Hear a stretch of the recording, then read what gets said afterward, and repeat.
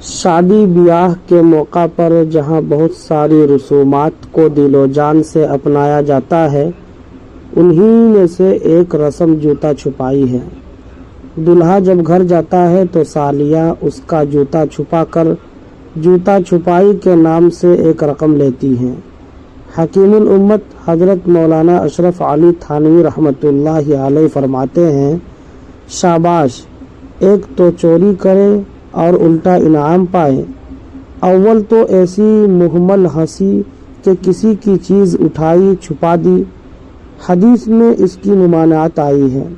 پھر یہ کہ جنسی دل لگی کا خاصہ ہے کہ اس سے ایک بے تکلفی بڑھتی ہے، اور اجنبی مرد سے ایسا تعلق و ارتباط پیدا کرنا خود شرع کے خلاف ہے۔